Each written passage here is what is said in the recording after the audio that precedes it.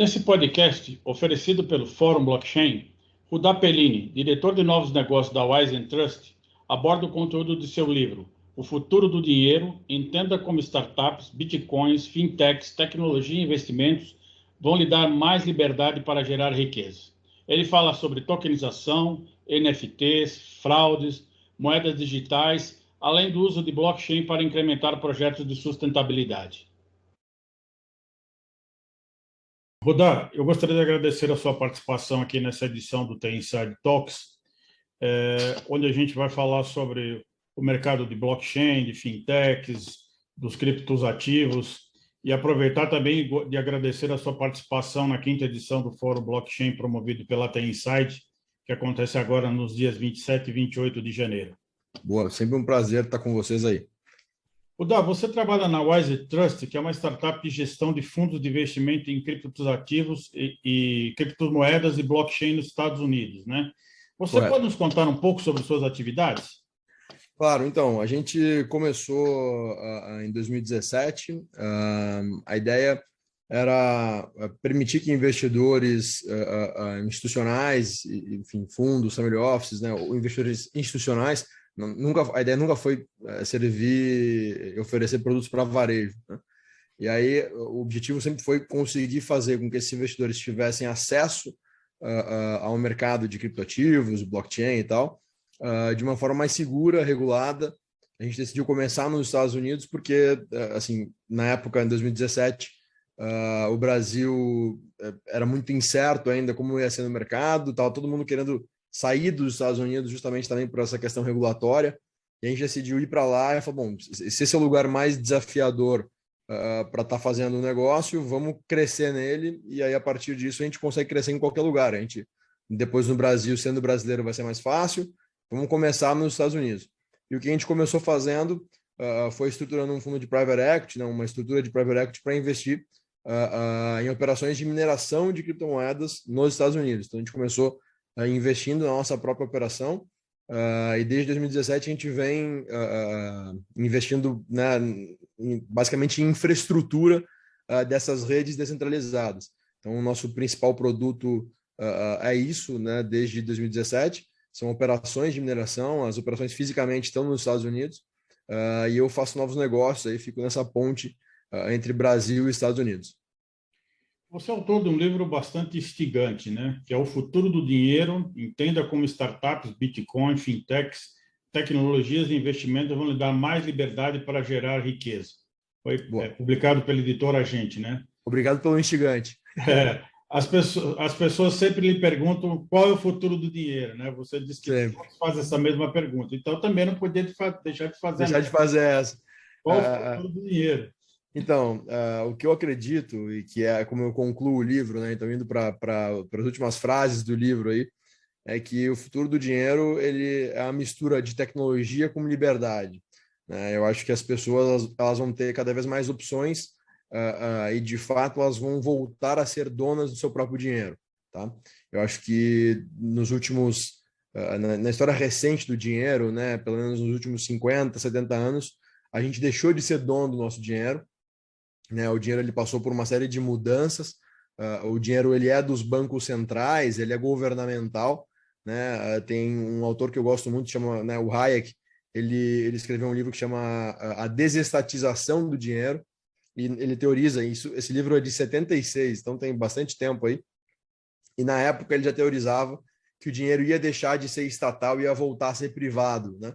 E aí você teria a competição monetária, você teria diferentes entes emitindo os seus próprios dinheiros, e as pessoas iam poder, assim como elas escolhem hoje entre Pepsi e Coca-Cola, né, escolher qual o dinheiro que elas iam usar, se iam usar o dinheiro A ou o dinheiro B, né, seria como se você tivesse um outro real. Aí no final, hoje, o que está acontecendo é justamente isso, é a tecnologia permitindo que isso aconteça, né? A barreira em 76, quando o Hayek teoriza sobre isso, era tecnológica, e hoje essa limitação não existe mais, né? A blockchain permitiu que a gente tivesse essas inovações. Então, acho que no final do dia, esse é o futuro do dinheiro, assim, as pessoas tendo mais liberdade para transacionar, para gerar riqueza, para usar a moeda que elas querem escolher. A gente, no Brasil, né, mesmo o real sendo a moeda com, sei lá, o plano econômico que mais deu certo aí na história recente do Brasil, a gente perdeu, enfim, quase 90% do poder de compra desde a criação do real, né? Então, assim, quando você olha no longo prazo, e isso sem contar, sem falar dos últimos 2 anos, né? É só você olhar, assim, pegar R$ 50 no supermercado hoje, se você conseguir encher uma sacola, você já fez uma boa compra, né? Então, assim, isso fica evidente de que o dinheiro está perdendo cada vez mais valor e isso acaba forçando novos tipos de dinheiro, novas formas de transacionar mais eficientes, né? Seja em meios de pagamento, como o Pix, ou seja, de fato, em novos dinheiros, né? Que aí o próprio Banco Central brasileiro está falando de fazer o real digital, o Banco Central chinês já fez a moeda chinesa digital. Acho que tem bastante exemplos aí que a gente pode dar. O Facebook, né, queria fazer uma moeda própria, acabou desistindo, depois voltou atrás, enfim. Então tem vários exemplos aí do futuro do dinheiro. Desculpa a resposta longa, mas é que essa de fato não é uma resposta simples, né? Você disse também em seu livro que ajuda como entender e como é possível ganhar em momentos de crise. Como é que podemos Entender isso? entender isso, exato. Eu acho que a gente tem que entender, assim, mesmo particularmente, às vezes me apaixonando, tá, por alguns ativos, né, como cripto, quando você começa a entender a natureza dos ativos, tem gente que, por exemplo, gosta muito de imóveis acaba só investindo em imóveis, né, olhando, vou construir um JK, um apartamento para alugar, eu moro em Florianópolis e tem muito disso aqui, né? Eu acho que o grande segredo para você ganhar dinheiro, independente do momento, né, seja um momento de crise ou seja um momento de bonança, né, se a gente pode dizer assim, é você não ter paixão pelo ativo e sim você ter uma estratégia. Né? Você tem que conseguir, e isso só vem com o tempo e com o conhecimento, não tem outra forma. Né?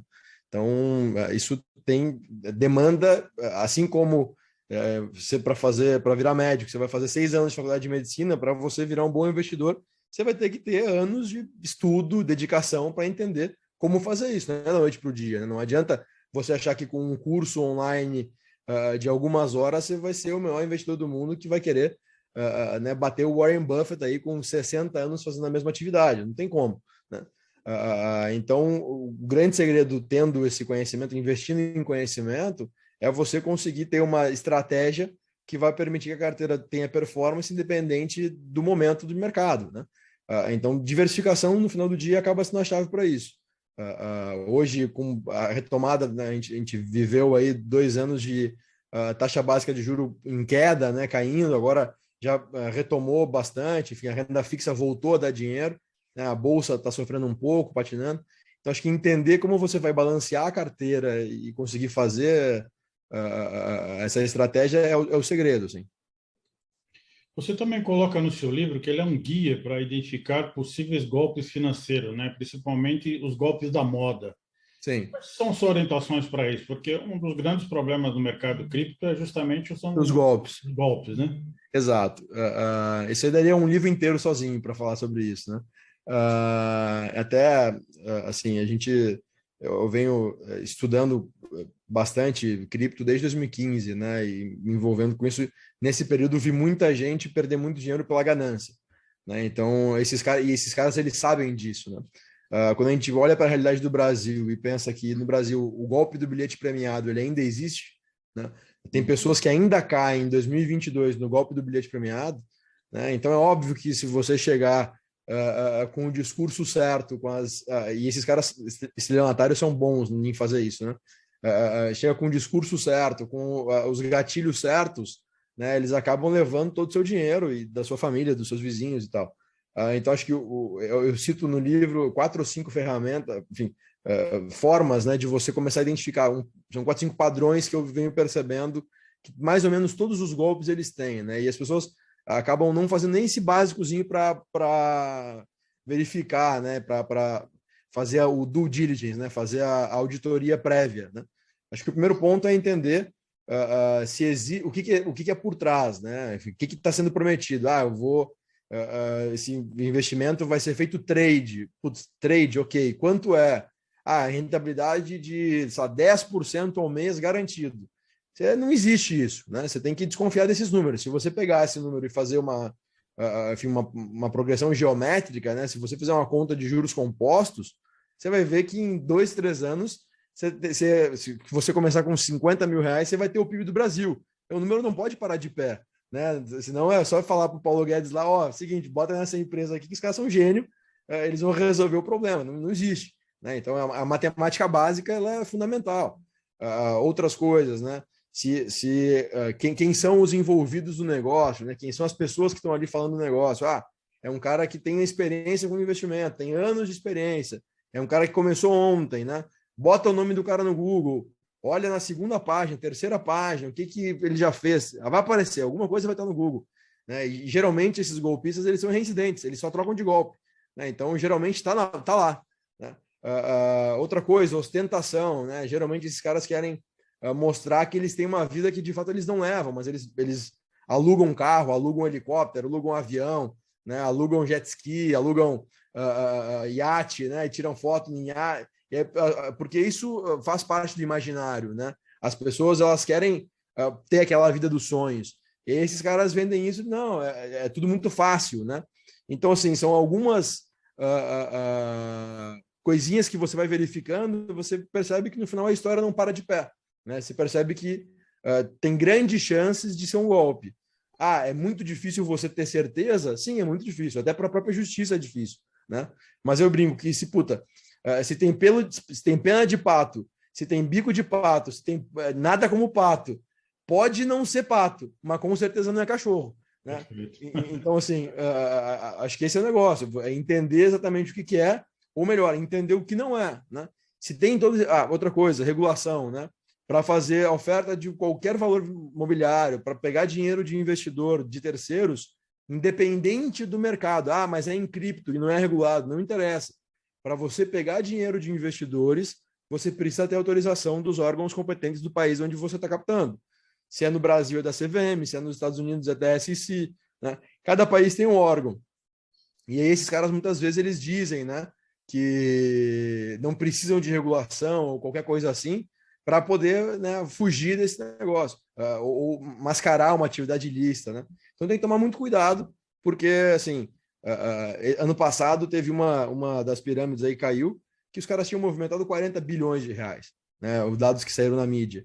Então isso foi uma só, né, 40 bilhões de reais. Né? Então é muito dinheiro que podia estar no bolso das pessoas, né? Muitas vezes é a economia da pessoa, da vida inteira, que está lá na mão do golpista para o cara ficar... né? Enfim, e pior é que esses caras não vão nem presos, né? Então esses caras acabam fugindo aí, vão para Dubai, enfim, um negócio bem triste, sabe? Porque muita gente acaba perdendo muito dinheiro e aí o pior, né? Como não entende, e essa é a arapuca, né? Essa é a armadilha dos caras. Eles acabam vendendo, falando de cripto, porque as pessoas não conhecem, né? É um nome da moda, e aí as pessoas não sabem exatamente o que é, não entendem, não dão o trabalho de ir lá pesquisar e entender, e aí o cara acaba achando que o prejuízo dele não é porque ele ganhou num golpe, é sim porque cripto é fraude, cripto é ruim. Quando na verdade é justamente o contrário, né? Ele é que não entendeu, enfim. Isso é muito comum, mais comum do que eu gostaria. Eu coletei algumas opiniões de especialistas, né? Alguns dizem que o dinheiro do futuro será tokenizado. Qual que é a sua opinião? Eu acredito que a gente vai viver uma mudança muito grande de paradigma nesse sentido, assim, com ativos em blockchain.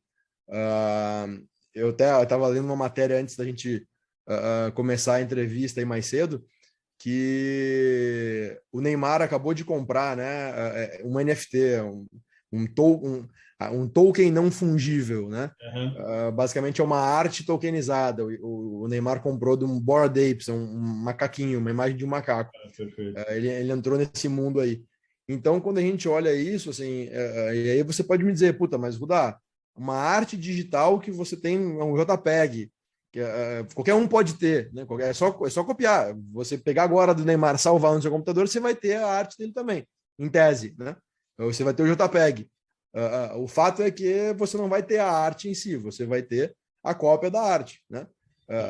E essa mudança de paradigma, digitalmente falando, é estranha, Porque fisicamente você entende. Se eu te falar, não, você imprime aí a Mona Lisa e coloca em casa, você vai saber que você tem a cópia da Mona Lisa e não a Mona Lisa em si. Desculpe. Fisicamente isso é evidente, é óbvio. Agora, digitalmente é estranho. Mas como assim? Eu tenho uma coisa que é digital e é única. Né? Porque o digital ele é o contrário de único, né? O contrário de escasso. O digital ele é abundante, né? Você pode mandar 1 milhão de vezes um arquivo, né? Você não tem a limitação mais de escassez digital, né? E aí com o blockchain, com o Bitcoin, né? O Bitcoin cria esse primeiro conceito, materializa esse conceito, e depois o blockchain vem para fazer isso com outros ativos, né? Você tem a escassez digital programada, você tem a possibilidade de ter um ativo que é digital, escasso, tem um limite de emissão, né? Você consegue ter um ativo único, que é um NFT, né? Um ativo não fungível, único, com as características únicas, que aquele não é uma cópia. E aí isso serve para tokenização de qualquer ativo, né? Qualquer coisa que existe fisicamente, você pode ter o correspondente digital através de um token, e você pode criar uma gama de novos ativos que não existiam, como, por exemplo, as artes digitais, né, que são as NFTs. Agora, falando de metaverso, né, tem uma série de novas possibilidades aí que se abrem, né, disso, putz, jogos digitais, né, você tem ativos escassos dentro de jogos, então você tem só você tem aquela arminha daquele joguinho, só você tem aquela chuteira do Neymar no jogo, né? Então, uma série de novas possibilidades se abrem a partir disso. Eu acho que assim, os próximos anos vão ser muito legais de acompanhar essa série de inovações aí. Outra discussão em relação às criptomoedas do sistema monetário é que os especialistas dizem que os criptoativos, né, como o Bitcoin, não desafiam fundamentalmente o sistema monetário, dado que depende do próprio sistema monetário para lhe dar um preço.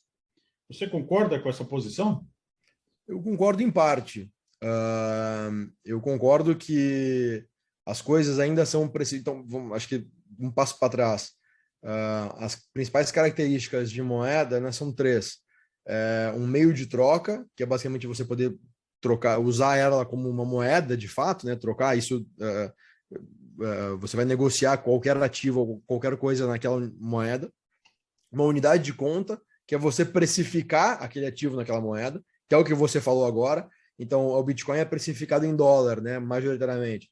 Então, beleza, como é que ele vai substituir o dólar se ele é precificado em dólar, né? E a terceira coisa é servir como uma reserva de valor. É você garantir ao longo do tempo que você vai manter o mesmo poder de compra, né? Você não vai perder, pelo menos, o poder de compra. Então, essas são as três características de moeda. Quando a gente pensa nesse desafio que você está colocando, que eventualmente as criptos podem trazer para os governos, eu acho que a primeira camada de desafio não é nem das criptos em si, sei lá, do Bitcoin em si, vai. Eu acho que a gente tem uma camada de desafio que são as empresas de tecnologia, as big techs, decidindo criar suas próprias moedas, tá? Esse desafio ele ficou evidente quando a gente pega o caso do Facebook em 2019. 2019 o Facebook anunciou que iria criar a Libra, né? Uma versão dele de moeda digital. Imediatamente após o lançamento foi em junho, se eu não me engano, de 2019. Imediatamente após esse anúncio, os principais governos do mundo botaram o Mark Zuckerberg, o presidente da companhia, no banco de réus, nos senados, para ele dar explicações de como assim ele ia fazer uma moeda própria. E veja, a gente está falando de um aplicativo que hoje tem, acho que talvez em número de usuários, deve ser um dos maiores do mundo, tem mais de 3 bilhões de usuários. Então, se a gente fosse pensar que isso é um país, seria já o maior país do mundo, querendo criar a sua própria moeda. Se esse cara criar a moeda própria, só falta ele comprar uma ilha, botar uma armada e fazer um país, porque não falta mais nada, né? De fato é isso, não falta mais nada. Ele pode contratar um exército de mercenário, bota uma bandeira lá, finca lá e deu. Ele começa a emitir passaporte. E o pior, as pessoas tendem a usar mais a moeda desse cara do que qualquer outra, porque ela vai ser globalmente aceita por pelo menos 3 bilhões de usuários. É muito mais fácil, né? Você não tem a barreira de câmbio. Imagina, você tem lá, é mais fácil você, se está todo mundo no mesmo sistema, não é mais fácil você usar a moeda do sistema do que você usar uma outra moeda que é fora desse sistema, né? O que esse cara fez, então, do banco de réus? Ele desistiu, recuou, falou, não, ok, não vou fazer. E acabou que ele criou um mundo paralelo, que é o metaverso dele lá, que ele, inclusive, mudou o nome da companhia para Meta, né? E aí, no mundo paralelo dele, eu tenho certeza, assim, se você apostar, eu apostaria que ele vai fazer isso, vai criar a sua própria moeda dentro do mundo paralelo.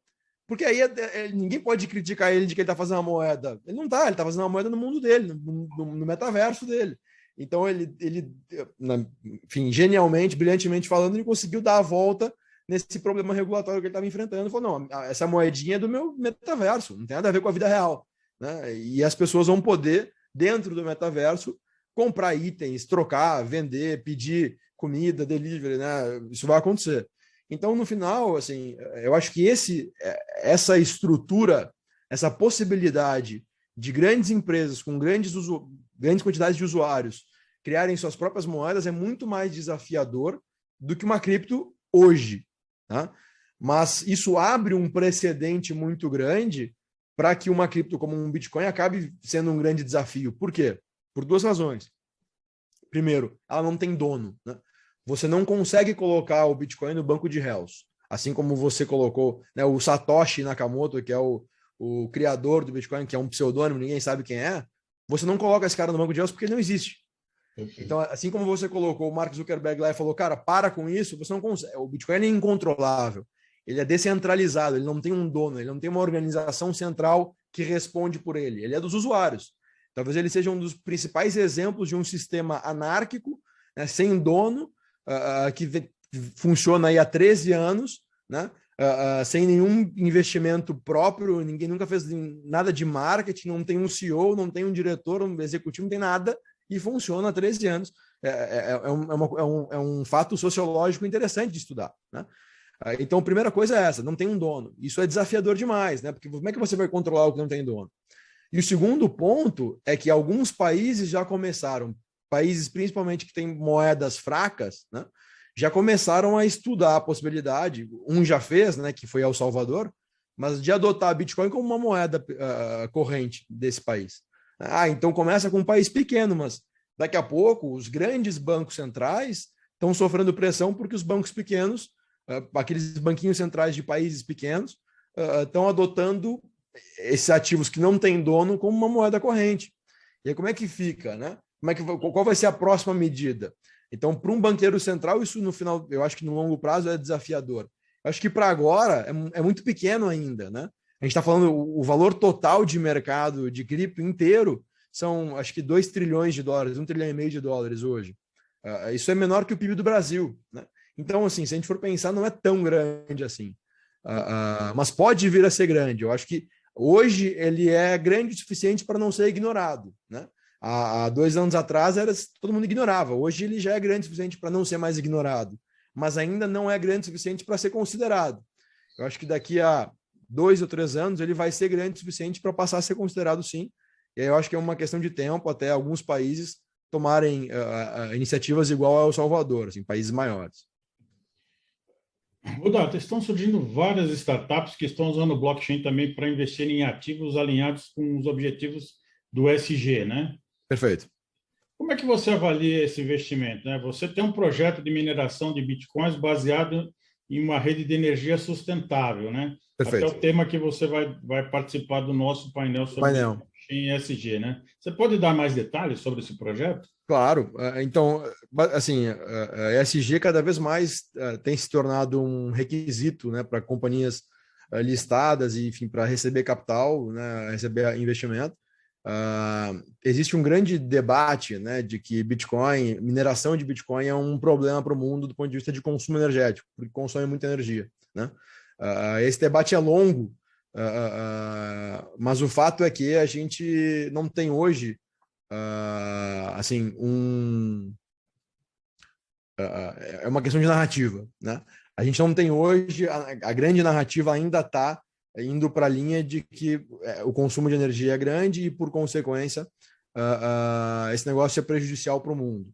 Mas se você não coloca as coisas em perspectiva e não tem, é difícil de você ver essa narrativa já. O que a gente fez, na verdade, foi entender a narrativa, ver o que era fato, o que não era fato, o que era mito, e ver como é que a gente poderia se posicionar para poder explorar esse mercado e, de fato, ir na linha que a gente acreditava, que é que mineração pode beneficiar o ecossistema, pode beneficiar o meio ambiente, né? Vamos lá. Basicamente, você está falando de consumo de energia, você está falando de...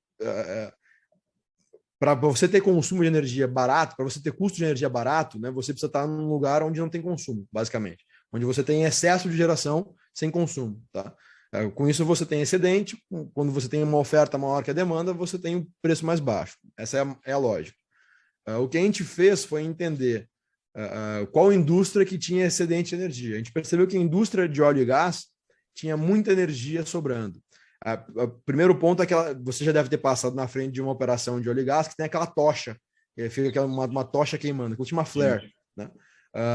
Aquilo lá é literalmente energia sendo posta fora, energia sendo queimada, porque não é tanto aquilo é gás, gás 96% é metano, metano é 20 e poucas vezes mais prejudicial para o meio ambiente, mais poluente do que CO2, né, do que dióxido de carbono. Então é muito mais poluente, é pior para a atmosfera. E o fato é que esse gás não é uma quantidade suficiente para você fazer um gasoduto, então a única solução é queimar, não tem outra solução. O que a gente fez foi fazer uma abordagem nessas companhias de óleo e gás nos Estados Unidos, oferecer para eles que ao invés de eles queimarem isso e botarem fora, a gente faria uma gestão de resíduo, pegaria esse gás, jogaria dentro de um gerador de energia, melhoraria a combustão, então, ao invés de queimar direto na atmosfera, a gente daria a combustão completa para esse gás, o que reduziria a emissão de gás carbônico, né, o que reduziria a emissão no meio ambiente, e ainda pagaria para eles para fazer isso. Eu ia comprar esse gás deles. E a partir disso, dessa energia que eu ia estar gerando, eu ia minerar Bitcoin. Essa foi a abordagem que a gente fez. A gente, depois de bastante negociar, quase 1 ano e meio de negociação, a gente conseguiu fazer a primeira planta, e a gente vem crescendo nessa linha. Então, basicamente, a gente reduz a emissão de gás carbônico, né, o carbon footprint, a pegada de carbono, de uma operação de óleo e gás. Por consequência, como a gente reduz isso, a gente conseguiria hoje emitir crédito de carbono dessa redução, né? Porque ao invés de a gente estar poluindo o ambiente, a gente está mitigando essa poluição, né? A gente está diminuindo a taxa de emissão. Seria como se a gente estivesse ajudando a limpar, né? A gente não tira do ambiente, mas a gente impede que que polua, né? Ou diminui a poluição. Então, essa é uma abordagem de environmental, né? E aí o que a gente vem fazendo, além disso, do ESG, é entendendo qual o impacto que a gente tem nas cidades onde a gente tem operação e preparando alguns programas sociais para conseguir estar, de fato, dentro do ESG, né? Do S do ESG, né? Essa tem sido a ideia, assim, do que a gente vem desenvolvendo nos Estados Unidos. Perfeito. Outra opinião do especialista diz que as criptomoedas estimularão a redistribuição de riqueza por 3 motivos, né? Os bancos comerciais dos Estados Unidos podem custodiar criptoativos, grandes investidores e fundos de investimento têm aderido a esse mercado e a maioria das potências mundiais tem avançado no desenvolvimento de suas moedas digitais emitidas por bancos, né? Por bancos centrais, as famosas CBDCs. Qual que é o seu ponto de vista sobre essa perspectiva? Então, eu acho que a gente está vendo a institucionalização está cada vez mais forte, né? Então, como eu falei antes, há 2 anos, 3 anos atrás, isso era impensado, né? Quando eu escrevi o livro no final de 2019 e publiquei em 2020. Quando eu escrevi o livro, eu não imaginei que ia ser tão rápido para a gente ver essa mudança de paradigma, para a gente ver, de fato, bancos centrais, o Banco Central Americano permitindo que bancos comerciais, bancos de varejo pudessem custodiar criptoativos, né, essa autorização. Hoje no Brasil a gente tem aí 6, 7 ETFs, né, é o país que mais tem ETFs de cripto do mundo, né? Então eu acho que a gente teve uma série de avanços muito rápidos, né? As próprias CBDCs, como você mencionou, né, dos países, dos bancos centrais, querendo fazer suas próprias versões de moedas digitais, né? Então, eu acho que a pandemia acabou acelerando essa migração. Eu acho que é um caminho sem volta, tá? Eu acho que agora tem gente que tem medo, porque os bancos centrais vão proibir, vão impedir, a regulação vai vir para acabar. Eu discordo. Eu acho que tem muito dinheiro que entrou o negócio ficou muito grande. É o que eu falei, né? Ele acabou ficando muito grande para ser ignorado, né? Ele ainda não é tão grande para ser 100% considerado por todo mundo, mas ele já ficou muito grande para ser ignorado. Eu acho que não tem mais volta, assim, é um caminho sem volta. Eu acho que é uma nova classe de ativos que abre uma série de novas portas para outros ativos surgirem, coisas que a gente nem imagina, né? Assim como há 2 anos atrás, se alguém te falasse que ia vender um JPEG por US$ 1 milhão, você ia falar, não, nunca, ninguém vai pagar US$ 1 milhão numa fotinho de digital de um macaco, né? E o Neymar pagou agora. Então, assim, isso abre um leque para uma série de outros ativos, de outras coisas que a gente nem imagina que vai acontecer, assim, que é difícil até de imaginar. Falando em imaginação, aqui, nossa última pergunta aqui do nosso podcast. Alguns especialistas dizem que provavelmente, há alguns anos, haverá um aplicativo no celular que servirá como uma carteira digital no qual você vai poder guardar seus diferentes tipos de dinheiros ou ativos digitais, moedas governamentais, bitcoins, talvez a própria Libra do Facebook ou de algum concorrente, né? Ações Sim. ou frações de ações de empresas em token, né?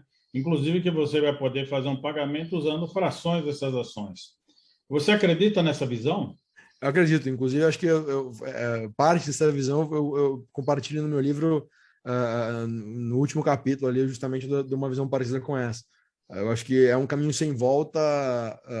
Eu acho que o que a gente vai ver, do seu ponto de vista, então, indo para a tese de o que é moeda, né, para as 3 características de moeda, meio de troca, eu acho que a gente vai ver cada vez mais novos meios de troca que a gente não pensa, né? Assim como você vai, eu sou natural do Rio Grande do Sul, a gente vai muito para a fronteira, né, no Rio Grande do Sul com o Uruguai e com a Argentina, né? E na fronteira com o Uruguai, assim, você vai nos free shops e você vê na gôndola o mesmo produto, ele tem o preço em reais, em dólares, em pesos, em euros, em tudo que tiver de moeda lá que o cara aceita vai estar lá no o mesmo item com vários preços diferentes na gôndola. O que vai acontecer é isso: você vai daqui a pouco na padaria, você vai ter lá o marcador de preço em diferentes preços, um QR Code, você vai botar e você vai escolher qual moeda você vai pagar. Assim como hoje você escolhe se vai pagar em Pix ou no cartão de crédito, né? Você vai poder pagar com Pix, com cartão de crédito, com real digital, com dólar digital, com o RMB lá, a moeda chinesa digital, com a moeda do Facebook, eventualmente, não sei. Ou com por que não ir na Apple e não pagar um iPhone, comprar um iPhone com um token da Apple, de uma ação da Apple, né? Se as ações virem a ser tokenizadas. Acho que cada vez mais isso vai acontecer. Assim, de fato, é um caminho sem volta, porque a tese é de que o futuro do dinheiro dá mais, a tecnologia vai dar mais liberdade para as pessoas. E se já existe tecnologia para isso, é lógico que em algum momento vai ter alguma startup que vai começar, vai fazer o primeiro passo, depois isso vai dar uma grande adoção, e com essa grande adoção, as empresas que já estão estabelecidas vão querer começar a fazer também. É só você pensar o caso do Nubank, né? Até o Nubank no Brasil começar, a experiência com cartão de crédito nos outros bancos era muito ruim, né? O Nubank ele foi lá, fez uma experiência de cartão de crédito digital, 100% centrada no usuário, né? E aí os outros bancos viram o que estava acontecendo e acabaram indo para uns sistemas mais avançados, né? Para ter o foco no cliente, né? Isso acabou, o Nubank acabou incentivando, né? Obrigando os outros bancos tradicionais a se mexerem, né? E acabou que o Nubank hoje vale mais do que boa parte desses bancos tradicionais. Então, assim, acho que é um caminho sem volta que isso aconteça, né? Seja com cartão de crédito, como foi o caso do Nubank, ou seja com outros ativos, né? Dar, quero agradecer a sua participação aqui nessa edição do The Inside Talk, parabenizá-lo pelo livro do Futuro do Dinheiro, que eu recomendo a Obrigado. todos, e esperamos vê-lo lá no nosso painel no Fórum Blockchain no dia 28 de janeiro. Com certeza. Muito Estaremos obrigado, lá. então, mais uma vez. Obrigado pelo convite. Até mais. Até mais. Esse foi o episódio de hoje do The Inside Talk. Para não perder nenhum episódio, se inscreva no canal e ative o sininho de notificações aqui embaixo. E também não esqueça de deixar o seu like. Agradeço a sua audiência.